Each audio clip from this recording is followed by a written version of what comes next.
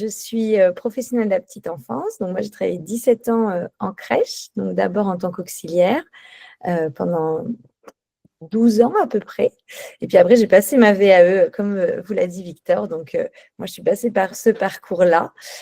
Donc, je suis devenue après éducatrice de jeunes enfants. Donc, on est plus sur une partie management, prévention, action éducative pour les enfants et puis accompagnement à la parentalité. Donc, on va en parler là dans cet atelier de comment créer cette relation de confiance avec les parents, surtout les parents d'enfants porteurs de handicap. C'est un vrai enjeu.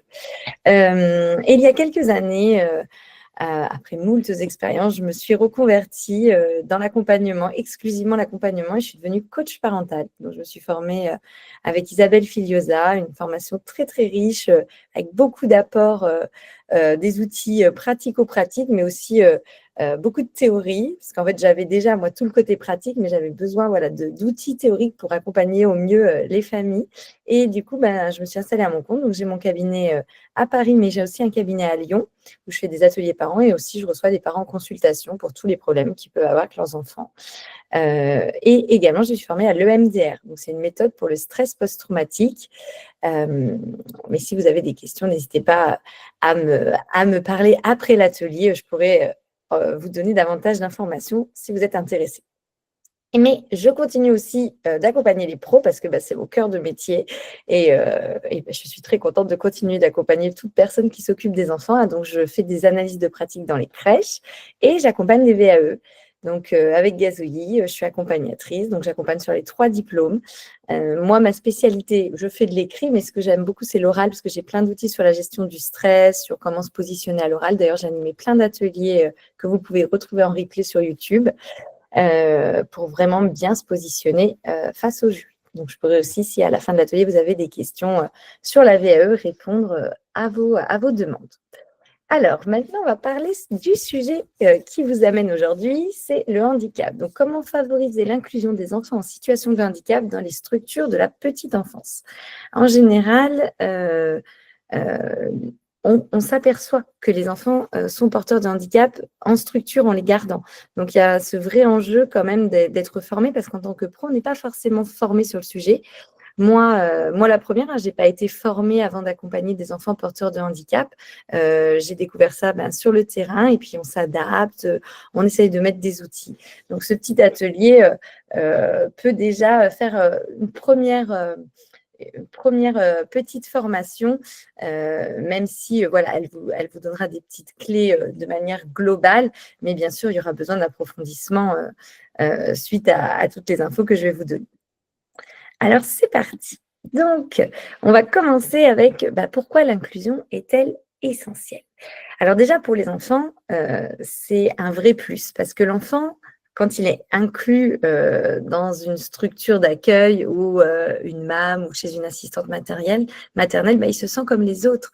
Il est respecté dans sa singularité, il est reconnu dans le groupe, il a sa place. Et la collectivité, ou même un accueil moins collectif, mais même chez une assistante maternelle, c'est un accueil collectif parce qu'il y a plusieurs enfants, ça va offrir une variété d'activités et de stimulation qui va être riche et qui va permettre à l'enfant de sortir de la maison, de sortir de ses habitudes et du coup de développer ses compétences. Aussi bien ses compétences cognitives, ses compétences affectives, ses compétences relationnelles, évidemment, en rencontrant d'autres enfants. Donc, en fait, en sortant de la maison, il va développer sa confiance et son autonomie. Comme dit Françoise Dolto, elle dit « qui perd gagne ». J'aime bien cette phrase, qui va pour tous les enfants du monde, peu importe la différence. Quand on sort de la maison, on perd la stabilité, la sécurité de la figure d'attachement de maman et de papa, mais on gagne parce qu'en fait, on sort de ça, mais on s'ouvre au monde. Donc, c'est essentiel pour ces enfants d'être inclus dans un monde parce qu'ils vont gagner énormément en compétences, en confiance et en autonomie. Plus on va prendre en charge de manière précoce ces enfants, plus on va repérer de quoi ils ont besoin et on va mettre en place des actions spécifiques et offrir des meilleurs apprentissages. En fait, quand on est pro de la petite enfance, c'est notre métier de chercher des outils, de chercher à s'adapter. Donc, d'inclure ces enfants, c'est vraiment leur offrir cette chance-là. Donc il y a un vrai objectif au-delà, de l'enfant en lui-même, ça va être aussi pour les enfants du groupe et pour les pros. En fait, d'accueillir un enfant porteur de handicap, ça va apprendre la tolérance et ça va réduire les préjugés. Parce que malheureusement, il y en a encore beaucoup. Le contact quotidien avec des enfants porteurs de handicap, différents, eh bien, en fait, ça peut réduire les peurs parce qu'en fait, il y a encore beaucoup de peurs et d'idées reçues sur le handicap. Donc, c'est vraiment essentiel d'accueillir ces enfants, c'est un soutien précieux et ça permet d'ouvrir vers une société qui va être plus inclusive, plus équitable. Alors maintenant, on va aller voir les différents types de handicap. Donc, j'ai répertorié en 4 catégories. Je vous ai dit, hein, il y en a beaucoup plus, mais on n'aura pas le temps de tout voir. Donc, la première catégorie, qui est la plus visible, ça va être le handicap moteur. Le handicap moteur, ben, c'est une atteinte partielle ou totale de la mobilité. Donc, ça peut affecter l'équilibre, les mouvements, la coordination. Donc, ça peut être aussi bien sur la motricité fine. Un enfant qui est hypotonique, ben, il va avoir du mal à attraper, à même se hisser, ramper, donc tout ce qui va être aussi motricité globale. Donc ce type de handicap, ça peut être congénital ou ça peut être quelque chose qui va être acquis, donc un accident, une maladie. Donc des fois, pendant l'accueil, l'enfant va développer un handicap moteur. Donc on n'avait pas forcément prévu d'accompagner un enfant porteur de handicap, mais ça peut se passer, voilà, comme ça peut être des choses qui peuvent arriver à tout moment. Ensuite, il y a le handicap intellectuel. Donc ça, c'est une limitation du développement des capacités intellectuelles, donc tout ce qui va être compréhension, analyse, raisonnement ou même adaptabilité. C'est des enfants qui vont avoir un rythme qui va être plus lent et qui vont avoir moins de vivacité, moins de compréhension que d'autres enfants. Donc ça, c'est des choses qui sont plus visibles, le handicap moteur et le handicap intellectuel. Les troubles du langage et les troubles du spectre autistique, c'est des choses souvent qu'on va s'apercevoir à la crèche ou à la MAM. Enfin, je vous dis à la crèche parce que moi, j'ai plus travaillé en crèche, mais c'est pareil à la MAM ou chez vous en tant qu'assistante maternelle. Parce qu'en fait, les parents n'ont pas forcément détecté le trouble du langage ou de la communication, le trouble du spectre autistique. Donc, les troubles du langage, c'est des retards de la communication, c'est des retards de parole. Les enfants ont des difficultés à se faire comprendre. Donc, ils n'arrivent pas forcément encore à construire des phrases. Donc, en général, petits, ils n'y arrivent pas. Mais ils vont avoir du mal à se faire comprendre et à comprendre ce qu'on leur dit. Du coup, ils vont avoir du mal à organiser leur langage et du coup, bah, ça va se transparaître sur leur communication. Ils peuvent, mais souvent c'est ça, ils ont une bonne compréhension, ils n'ont pas de problème intellectuel, mais en fait, c'est des enfants qui vont souvent être très frustrés parce qu'ils ne vont pas comprendre ou être compris. Et le trouble du spectre autistique. Donc moi, c'est le sujet sur lequel je suis le plus formée parce que j'ai accompagné beaucoup d'enfants porteurs de TSA. Donc TSA, c'est l'acronyme de trouble du spectre autistique. Donc ce sont des enfants qui ont un trouble neurodéveloppementaux. Donc ça va affecter en premier lieu la communication et tout ce qui va être interaction sociale. Ça va se sentir dans les comportements. C'est des enfants qui sont verbales ou non verbales. Le spectre autistique, il est très, très large. Hein. Il y a des enfants qui ont une déficience intellectuelle et puis d'autres qui ont plutôt un haut potentiel. Il y a des enfants qui sont hypersensibles à des choses et hyposensibles à d'autres. En fait, c'est important quand même de se renseigner sur les signes parce qu'en fait, c'est souvent dans la deuxième année où l'enfant commence à rentrer en interaction et être dans le langage, que là, on se rend compte qu'il y a un TSA. Donc, je vous dis quelques signes que vous pouvez noter parce que souvent, il y a beaucoup de professionnels que moi, je rencontre qui se posent la question si cet enfant a un TSA. Donc, pour les enfants qui ont un TSA, il y a souvent pas de contact visuel. L'enfant ne regarde pas dans les yeux. Il va un petit peu être renfermé sur lui. Donc, on va dire qu'il semble un peu dans sa bulle. C'est des enfants qui ne répondent pas à leur prénom, qui ne vont pas être en demande, qui ne vont pas pointer du doigt. Donc ça, c'est vraiment un signe qu'on va beaucoup repérer, qu'en fait, l'enfant ne sait pas montrer, il va tirer les vêtements, il va crier. En fait, il va avoir un langage qui est un peu inhabituel, c'est-à-dire des mots qui sont sortis du contexte, des répétitions, c'est des écholalies. En fait, il va répéter des choses qu'il a entendues, mais d'un seul coup, et qui n'ont rien à voir avec ce que vous êtes en train de faire. Ils ont souvent aussi des intérêts qui sont intenses pour un objet. ils vont choisir un thème et ils vont être focalisés dessus. Ils peuvent faire des grosses crises si jamais quelqu'un prend l'objet de leur affection ou qui convoitise. Et ils ont aussi des stéréotypies. Donc, c'est des petits mouvements répétitifs. Là, je vous ai mis un petit garçon qui bouge. Donc, ils vont battre des mains, se balancer. C'est pour avoir de l'autostimulation. Donc, ils vont être soit beaucoup dans tout ce qui va être sensoriel ou au contraire éviter tout ce qui est sensoriel. Donc voilà, je vous donne tous ces petits signes. Si jamais vous posez des questions sur un enfant qui peut avoir un TSA, mais jamais bien sûr de faire de diagnostic, toujours en parler à des professionnels. On n'est pas des médecins, on n'est pas là pour diagnostiquer, mais c'est sûr que quand on s'interroge, c'est important de connaître les signes sur lesquels s'arrêter pour voir si cet enfant a besoin d'un soutien et d'un accompagnement et d'un diagnostic. Alors, on va voir pour chaque type de handicap les besoins spécifiques. Donc, pour le handicap intellectuel, on a dit l'enfant va avoir un apprentissage qui va être plus lent. Donc, beaucoup besoin de répéter doucement avec beaucoup de patience. On va articuler, on va vraiment prendre le temps. On utilise beaucoup d'outils, des supports visuels, des gestes.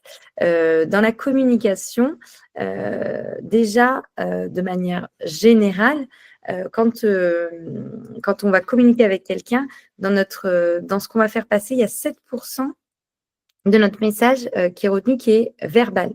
Donc, moi, de ce que je vais vous dire là aujourd'hui, il n'y a que 7% que vous allez retenir. C'est pour ça que c'est très important de s'appuyer sur des slides parce qu'en fait, tout ce qui va être visuel ou dans mon non-verbal, ça, vous allez encore plus le retenir parce qu'en fait, il y a 38% de paraverbal que vous allez retenir, donc tout ce qui est autour de ma voix. Donc, si je donne des exemples, si je mets le ton, la prosodie, donc ça va vous donner beaucoup d'informations parce que si j'ai une voix monocorde comme ça, on ne retient pas. Et en dernier, 55% de non-verbal. Donc, tout ce qui va être les mimiques, les gestes. Donc, avec des enfants qui ont un retard intellectuel, on est à fond dans tout ce qui est paraverbal et non-verbal. Évidemment, on met aussi du verbal, comme dans toute communication, mais on va utiliser un maximum de support visuel parce qu'en fait, ils vont avoir plus de difficultés à comprendre. Donc, on va beaucoup surjouer, on va beaucoup utiliser notre voix pour bien faire passer les messages et bien montrer, regarde, c'est un cheval, le cheval. Et on monte la photo du cheval et on prend le temps, on fait le bruit du cheval. Voilà, et on est vraiment à répéter avec douceur, avec le ton. Et on propose aussi des routines très claires. Donc ça, c'est avec tout type d'enfants, tout type de handicap. Pour les accompagnements moteurs, donc les besoins spécifiques, ils peuvent avoir des aides techniques. Alors, déambulateurs, c'est très rare à la crèche. Moi, j'avais travaillé dans un service avec des enfants porteurs de handicap et il y avait déjà des petits à 3-4 ans qui avaient un fauteuil roulant, d'autres qui se déplaçaient avec des prothèses. Mais voilà, c'est des enfants qui peuvent avoir des aides techniques. Donc, pensez bien à aménager l'espace. Donc, ça, on va le voir plus en détail dans l'atelier. Être dans un accompagnement quotidien des gestes en toujours appuyant avec le verbal, des gestes doux et inciter l'enfant à participer. Même si c'est très, très peu, c'est juste décaler le scratch. On incite toujours l'enfant pour développer au maximum son autonomie. Et on travaille beaucoup sur la motricité. Donc, c'est super si vous pouvez travailler avec un kiné, un psychomote. Je sais qu'il y a des structures qui ont la chance d'avoir des psychomotriciens pour nous montrer quels gestes effectuer, comment aider l'enfant. Ça, c'est vraiment un plus pour accompagner au mieux ces enfants.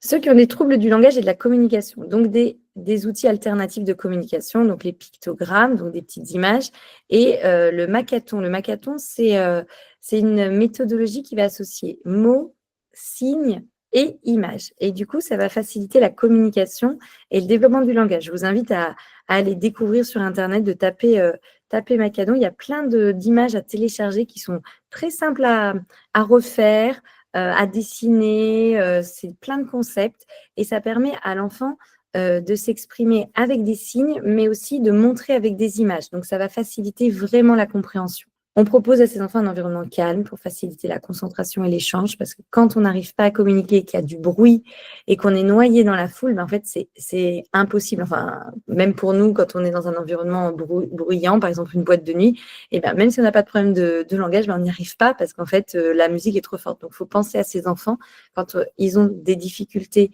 de compréhension ou de communication. L'environnement calme est essentiel. Et aussi d'avoir un soutien, bien sûr, avec des professionnels formés. Donc, orthophonie, si jamais vous avez la possibilité que les parents puissent prendre des rendez-vous. Des fois, c'est très, très long et c'est compliqué. Mais c'est toujours intéressant d'avoir des outils. Je sais qu'il y a des orthophonistes aussi qui font des formations pour les professionnels pour leur donner des outils. Donc ça peut être quelque chose de très intéressant. Et ensuite, pour le trouble du spectre autistique, donc des routines stables et prévisibles, c'est des enfants qui font des crises dès qu'il y a quelque chose qui n'est pas qui est pas dans le cheminement, hein, qui va perturber l'enfant.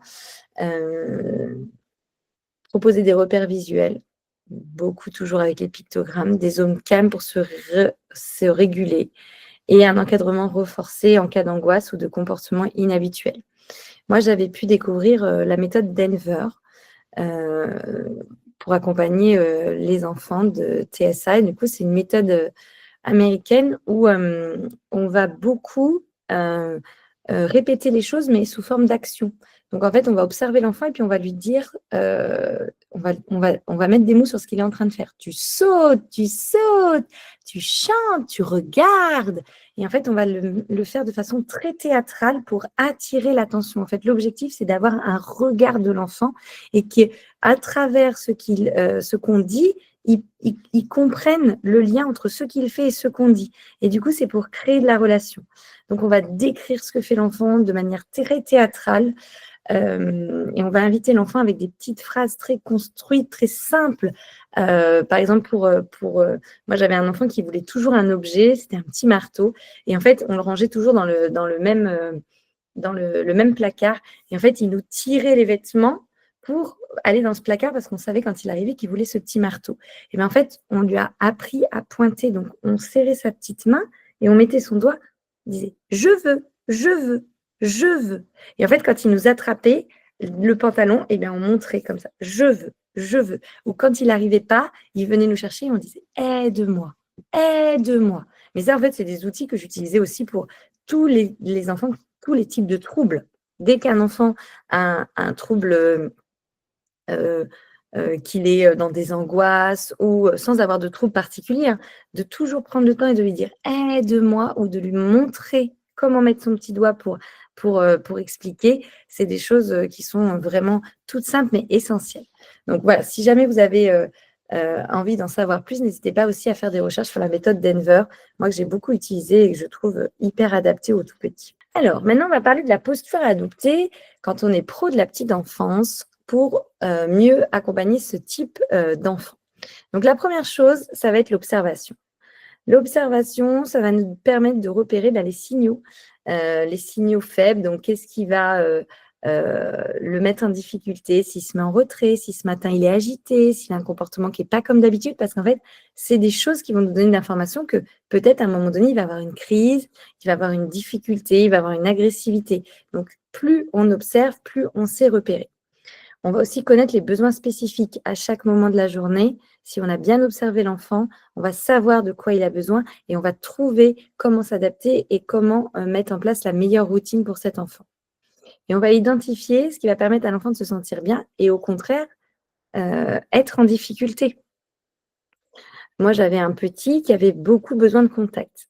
Et par exemple, au moment de déshabiller les enfants avant la sieste, en fait, j'étais avec 10 enfants dans le coin calme en train de les déshabiller et je ne pouvais pas lui offrir du contact. Et en fait, ce qu'il faisait, souvent, il soulevait mon t-shirt et il mettait sa main sur mon dos. Et bien, en fait, dès que j'allais dans le coin calme, donc là, il me l'a fait pendant à peu près un mois de manière un petit peu ponctuelle. Et en fait, au bout d'un moment, j'ai vraiment compris que c'était ça qui le calmait. Et bien, en fait, par moment, je prenais sa petite main, j'allais avec les autres enfants et je lui mettais sa main sur mon dos. Comme ça, je pouvais m'occuper des autres enfants. Et en fait, je respectais son besoin d'être dans le contact et en même temps, moi, je pouvais m'occuper des autres enfants. Donc, c'est essentiel d'observer, de savoir à quel moment l'enfant il a besoin de quoi, parce qu'en fait, on ne peut pas toujours être disponible à 100%. Respecter le rythme. Donc ça, c'est essentiel de respecter le rythme parce que ça va être des enfants qui vont avoir besoin de plus de temps pour entrer ou pour sortir d'une activité. Donc prévoir des temps de transition qui vont être plus longs, plus réfléchis, plus prévisibles, plus verbales, plus visuels. Donc de se dire peut-être l'année dernière avec des enfants de 2 ans, bah voilà, c'était une demi-heure. Bah là, en fait, ça va être 40 minutes parce qu'il faut 5 minutes pour que l'enfant sorte de l'activité, puis qu'il puisse y aller, puis qu'on puisse ranger. Donc, on prévoit plus de temps. On fait peut-être moins de choses et en fait, d'être OK avec ça. Parce qu'en fait, le plus important, ça va être que l'enfant puisse être inclus dans le groupe et que tous les enfants l'acceptent aussi dans le groupe.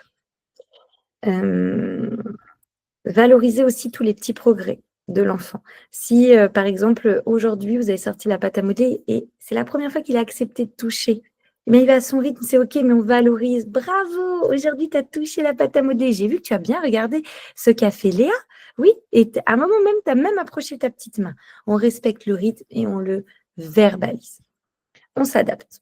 Donc ça, c'est vraiment je vous ai mis un petit caméléon, c'est le mot clé, hein. On ne peut pas, de toute façon, avec tous les enfants, on s'adapte déjà, mais avec des enfants porteurs de handicap, c'est niveau d'adaptabilité énorme.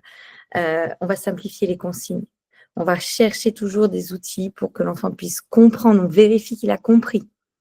On modifie l'environnement, le mobilier, les jouets et on va introduire des outils, des supports visuels, des supports tactiles. On accompagne aussi bien de manière verbale, physique, visuelle. En fait, on essaye au maximum de réfléchir à qu'est-ce qui va pouvoir aider cet enfant.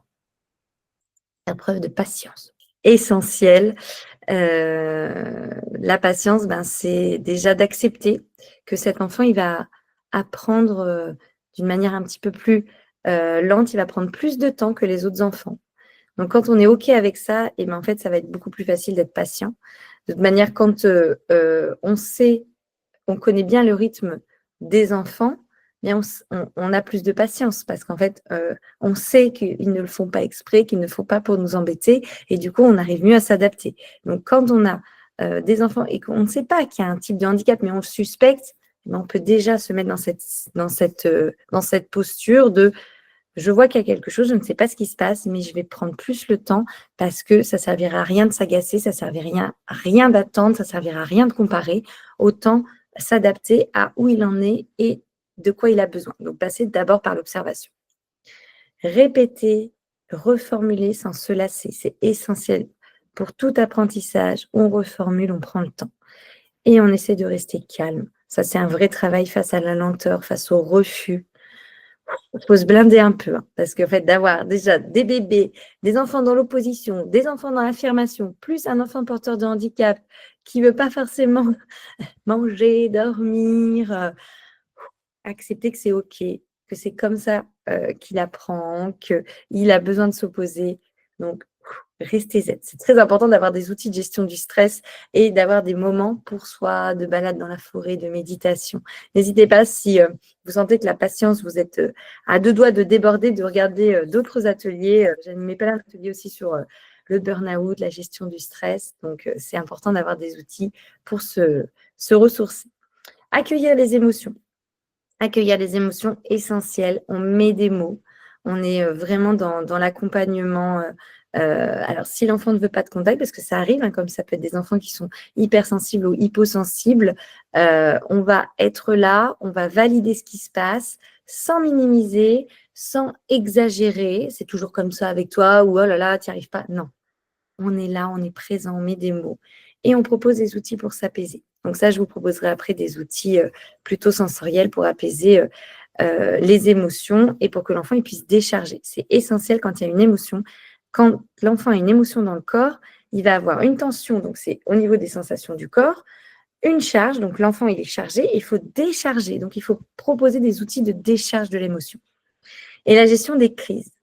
Donc, c'est des enfants qui vont plus facilement être frustrés parce qu'ils vont avoir du mal à s'exprimer ou qui vont se rendre compte qu'ils ne sont pas les mêmes capacités que les autres, hein. Les enfants s'en rendent compte assez rapidement.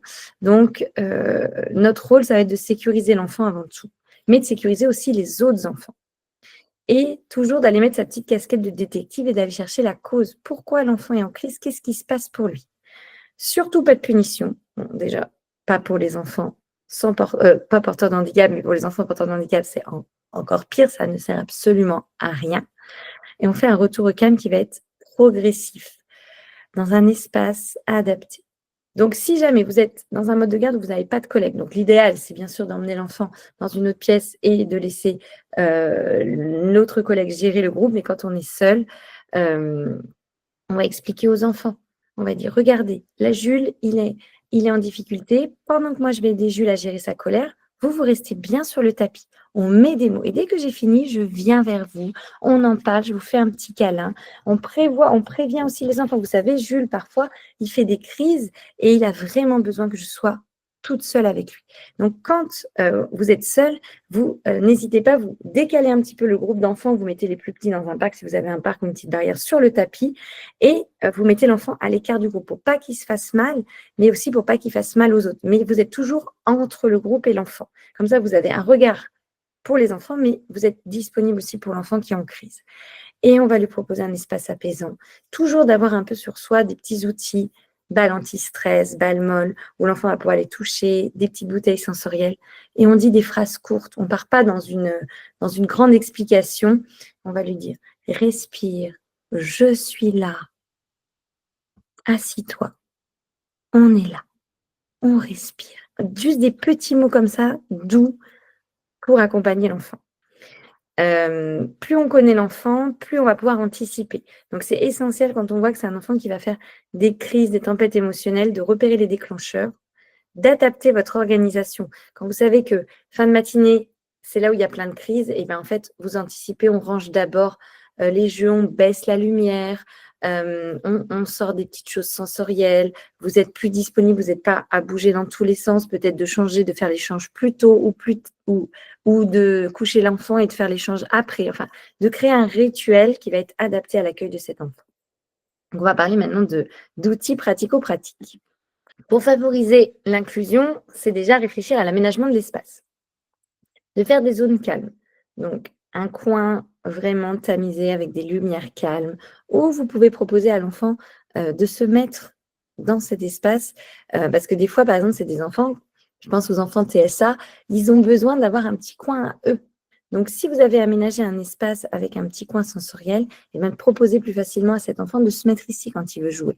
Parce que vous savez que voilà, peut-être qu'il va, si vous lui donnez la boîte à forme, peut-être qu'il va s'énerver plus facilement et qu'il va la jeter. Donc, s'il est vers les coussins, en fait, il va la jeter vers les coussins. Donc, de réfléchir voilà, à mettre un espace cocooning qui va vraiment pouvoir accompagner l'enfant au mieux dans les crises. Proposer un mobilier adapté, donc on n'a pas forcément toujours le budget, hein, ça c'est le point qui est quand même toujours un peu compliqué, l'aménagement de l'espace avec du matériel adapté ou des jouets adaptés, donc des sièges ergonomiques, des tables réglables, c'est super si vous pouvez avoir ces budgets-là, mais après c'est faire aussi avec les moyens du bord. Moi je me souviens d'une petite fille, en fait, pendant le repas, elle avait besoin, pas que l'adulte soit à côté, mais qu'elle soit entourée de l'adulte. Et bien du coup, pour le repas, nous, ce qu'on avait fait, on avait un gros pouf de motricité. On ne l'utilisait plus en motricité, c'était le siège de la petite pendant le repas. Et en fait, l'adulte était derrière l'enfant. Donc, elle entourait l'enfant de ses jambes et c'était avec ses mains qu'elle aidait l'enfant à ne pas pousser l'assiette, à rester contenante. Et du coup, on utilisait ce pouf de motricité pour le repas de cet enfant parce qu'on n'avait pas de budget. Et en fait, c'était son siège et ça fonctionnait très, très bien. Le moment où on a trouvé cet outil, après les 2 ans, on accompagnait cet enfant, c'était son siège. Petit à petit, on essayait de descendre pour que l'enfant puisse être seul, mais ça a toujours été un peu compliqué. Donc, on continuait de l'accompagner de cette manière-là. Essayez aussi de favoriser les cheminements, que l'enfant, il n'ait pas trop d'obstacles pour se déplacer, qu'on réfléchisse au passage, s'il y a des rampes. Là, je vous ai mis un petit qui a par exemple des lunettes S'il y a des enfants voilà, qui ont du mal avec le sens de la proprioception, donc c'est se repérer dans l'espace, ne pas hésiter si vous avez une petite rampe ou des petits escaliers de mettre une moquette rouge, des tapis, des choses qui indiquent que attention ici, tu risques de tomber. Et vous, de pouvoir aussi être plus tranquille pour si jamais l'enfant a tendance à chuter, voilà, de bien protéger les angles, donc de bien réfléchir à comment sécuriser au maximum et faciliter les déplacements. Proposer des supports pour la structuration du temps. Donc, la structuration du temps, c'est qu'est-ce qu'on fait à quel moment. Donc, des plannings visuels avec le petit train de la journée, de proposer aussi des petites choses qui vont permettre à l'enfant d'apprendre à attendre. Des minuteurs, des sabliers visuels. Il y a plein d'outils super. Vous pouvez trouver des trucs pas du tout chers sur Amazon, mais ça va permettre à l'enfant de projeter l'attente et de le voir. Comme c'est des enfants qui sont souvent plus visuels, si vous avez un petit outil, et puis ça servira à tout le monde, hein, c'est toujours précieux. Oui, dans quelques minutes, on va finir le repas parce qu'en fait, c'est un enfant qui prend plus le temps. Vous mettez le petit sablier. Dès que le sable est fini, tu regarde Jonathan, le sable. Voilà, on montre à l'enfant et on explique aussi à tout le groupe d'enfants et on utilise ces supports visuels. On peut mettre aussi en place des chansons rituelles. Donc ça, en général, on en a beaucoup quand on travaille en structure, la chanson du matin, mais la chanson du rangement, la chanson du passage pour se laver les mains. Donc des petites chansons toujours pour signaler le moment clé et toujours avec le ton et le rire. Moi, je me souviens d'un petit garçon qui était non-verbal et en fait, la première fois qu'il a parlé, j'en ai pleuré comme une madeleine. Ça faisait 1 an que je l'avais en accompagnement. Et en fait, pendant qu'on distribuait les serviettes, on faisait une petite phrase en anglais, on disait « Are you ready ?» Et l'enfant nous répondait « Yes » et on lui lançait la serviette. Et du coup, l'enfant attrapait. Donc, on était aussi sur la motricité fine. Et en fait, on faisait ça tous les jours. Et ce petit garçon, on disait « Are you ready ?» Il ne répondait pas, mais on disait « Yes !» Et on le faisait, mais d'une manière hyper enjouée. Et un jour, en fait, il a répondu yes et c'était la première fois qu'il nous parlait. Mais avec ma collègue, on a fondu en larmes, on s'est pris dans les bras. Et voilà, donc c'était vraiment dans un rituel, dans quelque chose d'hyper agréable, d'hyper positif que l'enfant, il a pu développer ça. Donc ça aide l'enfant, mais ça aussi, ça permet des apprentissages. Je vous partage ça et ça me remet en joie de revivre ce moment, même si c'était il y a peut-être 15 ans. Les pictogrammes aussi, donc ça on en a déjà un petit peu parlé, ça illustre, c'est bien d'avoir des pictogrammes sur les moments clés, sur les émotions. Moi j'avais fait des petits albums sur les différents moments, le moment de la sieste, le moment du change, avec plein de photos d'un enfant qui jette la couche dans la poubelle, un enfant qui attrape le gant, un petit pot. Et donc, du coup, ça permet à l'enfant de parler de ce qui va se passer. Donc, pour des enfants qui ne sont pas verbaux, c'est essentiel d'avoir plein de pictogrammes, plein de petits albums photos. Donc, n'hésitez pas. C'est des outils qui vous seront utiles pendant toutes les années où vous allez travailler avec n'importe quel type d'enfant. Faire des fiches de suivi personnalisées. Ça, c'est vraiment bien parce que souvent, on oublie. On oublie parce qu'on est dans le quotidien, on est dans le rythme infernal et on ne sait plus ce qui s'était passé il y a 2 mois, ce qui s'est passé à l'adaptation. Donc, c'est essentiel d'avoir noté un petit peu les différentes phases pour pouvoir observer les progrès. Et on va voir que même si c'est des tout petits progrès, en fait, on n'a pas travaillé pour rien et en fait, on peut être fier de nous et fier de l'enfant de le voir progresser. Et en fait, d'avoir des fiches de suivi, ça permet aussi de voir en ce moment quel est son besoin. Ah oui, il y a 3 mois, c'est vrai qu'il faisait toujours des crises, il avait très très peur de ça et maintenant c'est fini. Mais on se rend même plus compte que c'est fini parce qu'on a d'autres défis. Il y en a qui sont dans la propreté. Là, on est en train d'accompagner le sommeil et on voit plus que là, il a plus ses peurs. Mais du coup, d'avoir ces fiches de suivi, on s'en rend compte qu'on a bien avancé et que maintenant, on a d'autres sujets à ajuster. On est parti dans d'autres accompagnements. C'est la vie des pros. Je pense que vous reconnaissez bien dans votre quotidien. Des temps d'échange en équipe. C'est essentiel pour adapter sa pratique, pour partager ses réussites, ses difficultés, de ne pas se sentir seul. Donc, si on n'est pas dans une équipe, n'hésitez pas à aller en parler à votre relais, aux autres professionnels que vous croisez au parc. Si vous êtes à la même, d'en parler ensemble. C'est très, très important. Nous, on se donne tout le temps des tips. En général, quand on a un enfant porteur de handicap, on en parle tous les jours. Parce que tous les jours, il y a des nouveautés. Tous les jours, il y a un petit truc qui fonctionne, un truc qui ne fonctionne pas. Je me souviens en réunion d'équipe de dire « Ah, mais moi, aujourd'hui, j'ai réussi à l'endormir plus rapidement. » on mettait une demi-heure pour endormir cet enfant. Et là, en fait, il y en a une qui a trouvé un outil. C'était de mettre la couverture plus vers son visage. Enfin, il y a tellement de choses différentes que, en fait, dans ces temps d'échange en équipe, et bien, en fait, ça permet vraiment de se saisir, de se rebooster et de changer ses pratiques et de avoir une bonne cohérence d'équipe. Et de proposer des jouets adaptés. Donc, des jouets, on va favoriser plutôt les jouets collaboratifs. On évite tout ce qui est compétitif. Alors, en général, dans la petite enfance, on n'a pas trop de jeux compétitifs, mais les enfants peuvent commencer déjà à se comparer. Si vous donnez un jeu à chacun et que vous leur proposez une façon de jouer, en fait, l'enfant porteur de handicap va avoir plus de mal. Donc, plus encourager plutôt des jeux où il y a de l'entraide, qui vont être stimulants, qui vont être accessibles et qui vont développer les sens. Donc, je vais vous proposer quelques jeux plus en détail sur la slide suivante.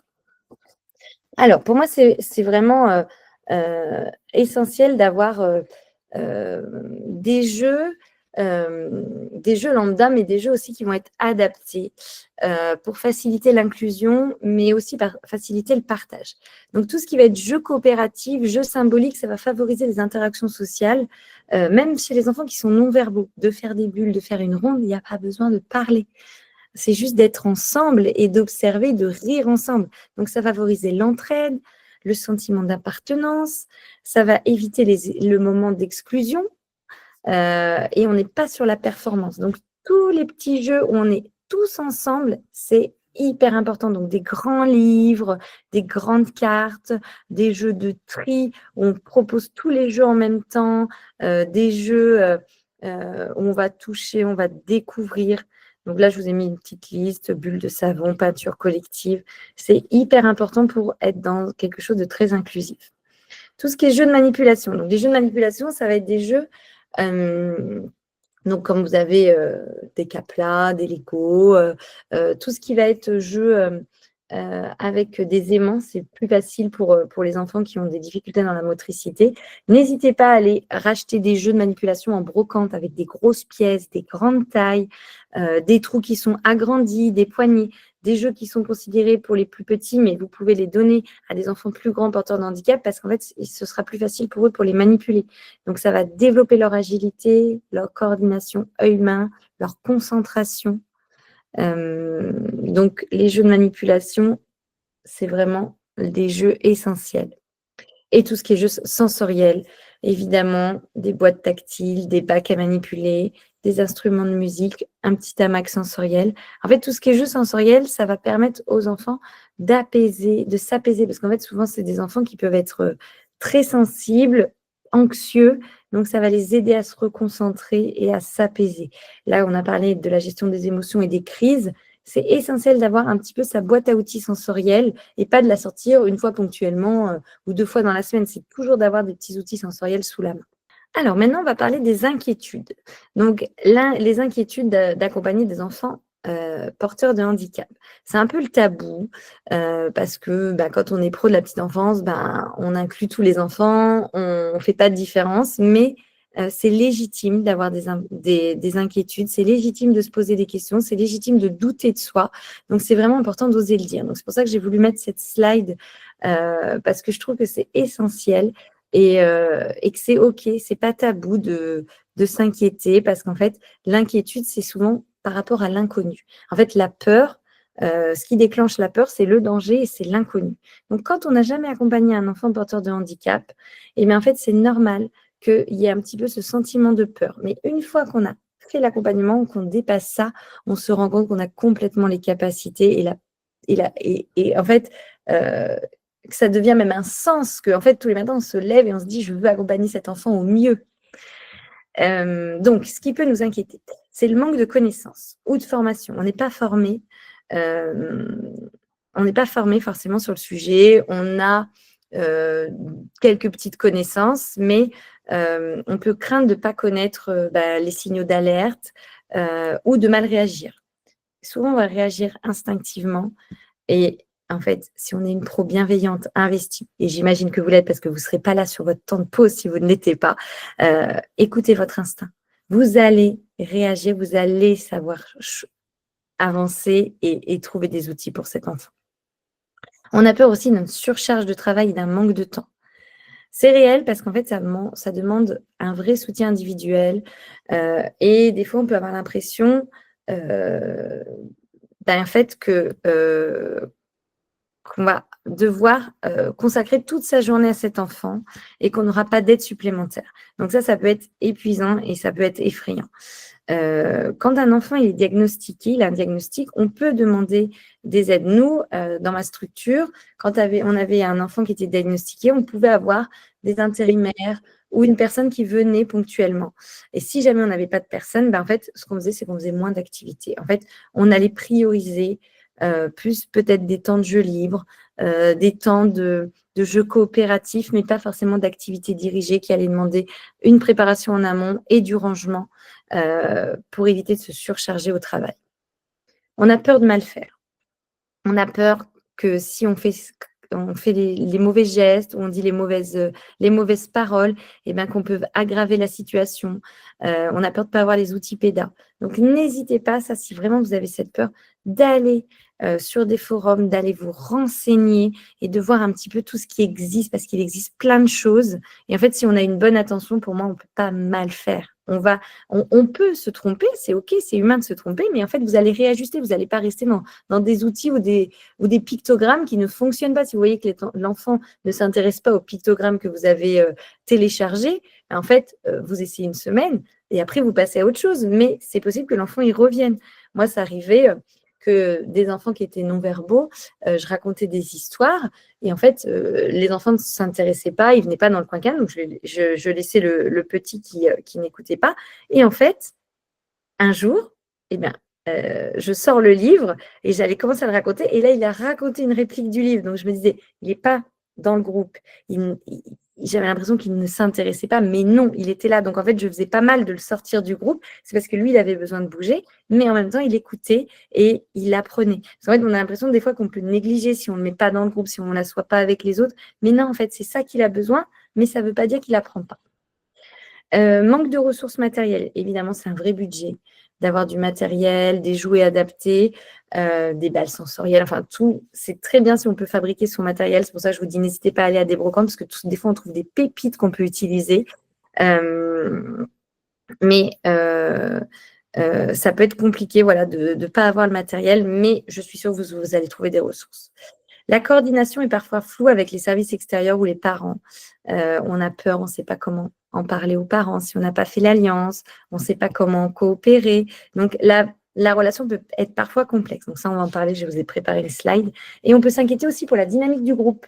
Parce que quand on accueille un enfant porteur de handicap, on se dit, en fait, est-ce que ça ne va pas effrayer, ça ne va pas gêner les autres enfants? Est-ce que ça ne va pas perturber l'organisation de la journée, les activités? Bien sûr que si.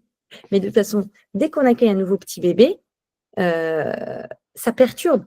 Et en fait, on s'adapte. Donc, c'est pareil quand on a un enfant porteur de handicap. Et les enfants sont les premiers à s'adapter. Ils s'adaptent très, très bien. Donc, ne restez pas seul face à ces inquiétudes. Osez en parler. Trouvez des réseaux, des associations, des conférences pour sortir de ces craintes qui sont complètement légitimes. Alors, on va parler un petit peu de la dynamique du groupe. Donc, quand vous avez un enfant porteur de handicap, on va éviter de le surprotéger. On va le faire d'une manière parce qu'on va être plus vigilant. Mais c'est redonner la place à chacun. Même si vous avez un regard plus protecteur, plus vigilant, essayez de ne pas le laisser transparaître, de ne pas dire aux autres enfants ou de ne pas montrer, de le faire de manière insidieuse, enfin pas insidieuse, mais de le faire de manière discrète.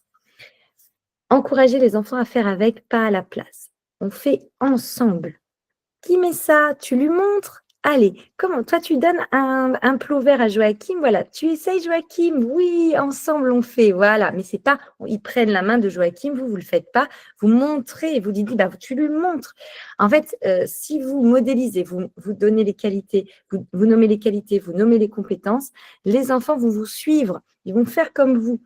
Ça va être essentiel de lui parler. Il parle moins, mais il comprend très bien. On ne dit pas il est plus petit, il est plus fragile. On va plutôt montrer comme il est et quelles sont ses compétences. Ça va être hyper bénéfique pour vous et pour les enfants d'accompagner d'accompagner un enfant qui n'a pas le même rythme, parce que ça va leur apprendre beaucoup plus de tolérance et ils seront plus vigilants quand il y aura quelqu'un qui aura besoin d'aide, parce qu'en fait, ils vous auront modélisé. Donc, c'est un énorme apprentissage pour les enfants. De manière générale, les bénéfices d'accueillir un enfant porteur de handicap.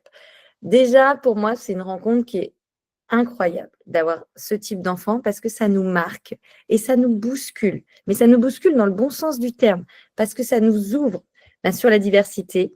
On n'a plus peur de la diversité. On se rend compte que c'est des enfants merveilleux qui sont hyper attachants. Donc, ça crée un lien humain hyper fort parce qu'en fait, on s'en rappelle, mais encore plus. Et c'est un enrichissement très, très important parce qu'en fait, on va développer des capacités qui sont insoupçonnées, de créativité, de patience, d'adaptabilité. Et on renforce ses compétences professionnelles. Le partenariat avec les familles,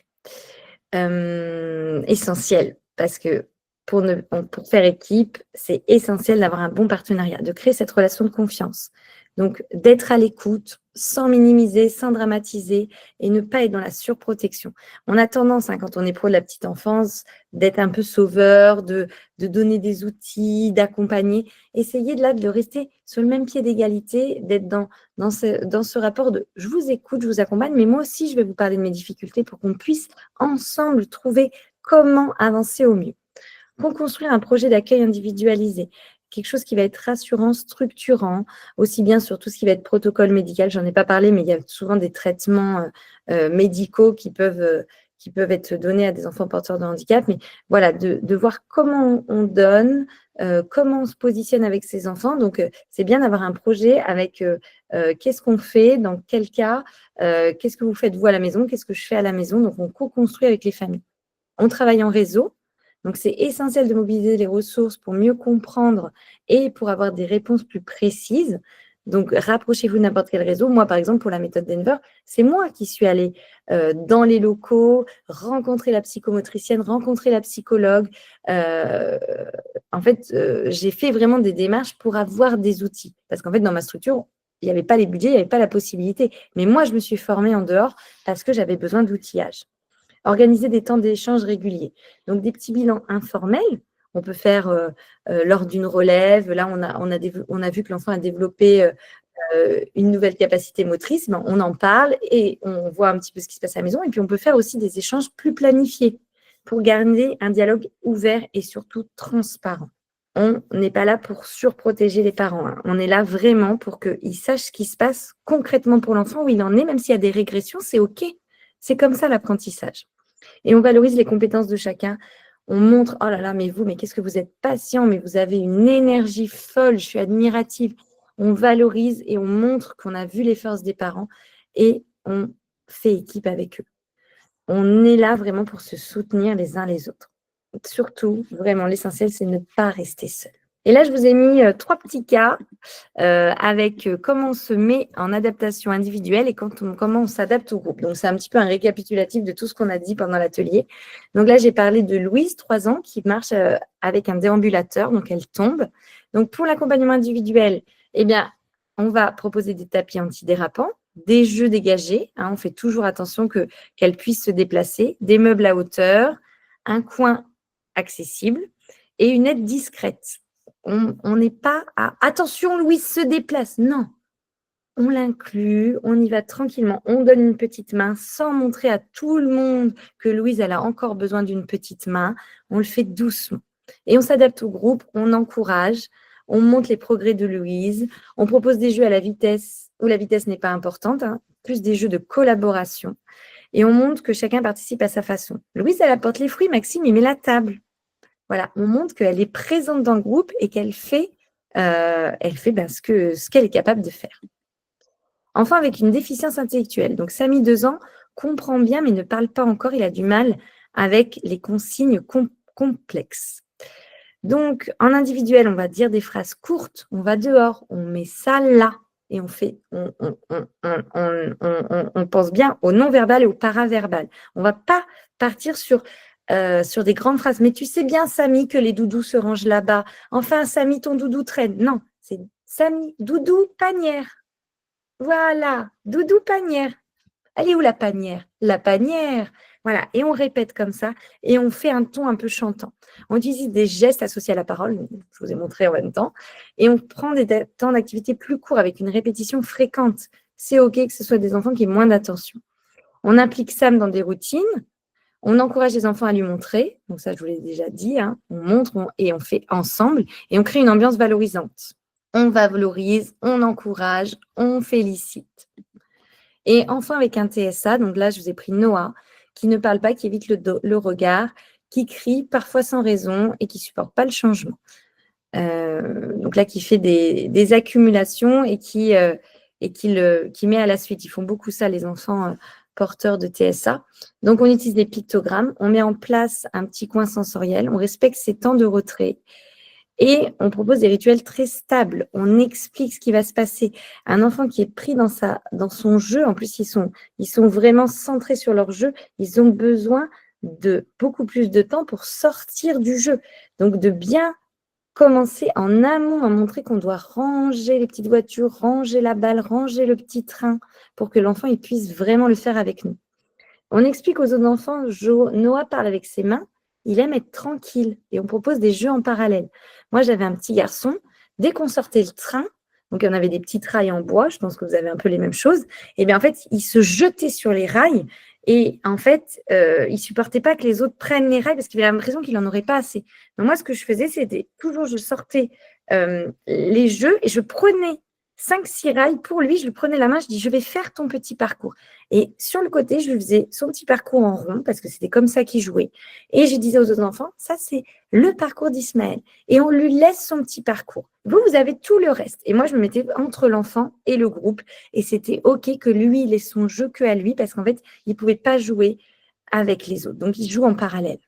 Et on valorise les interactions spontanées. Oh, tu as prêté une voiture, c'est gentil. Oh, tu as rangé la voiture tout seul. Même tu as regardé, tu as partagé. Bon, partager, c'est assez énorme à cet âge-là, mais ça peut arriver. Et pour conclure, je vous ai mis toutes ces phrases que je trouve hyper importantes. Chaque enfant, quelle que soit sa singularité, a le droit d'être accueilli, respecté, stimulé dans un environnement bienveillant. L'inclusion ne bénéficie pas seulement à l'enfant, mais aux autres enfants, au groupe, aux professionnels. On apprend tous à vivre ensemble dans un respect mutuel, en paix, en respect. Et accueillir ces enfants, c'est construire une société plus juste, plus humaine et plus solidaire.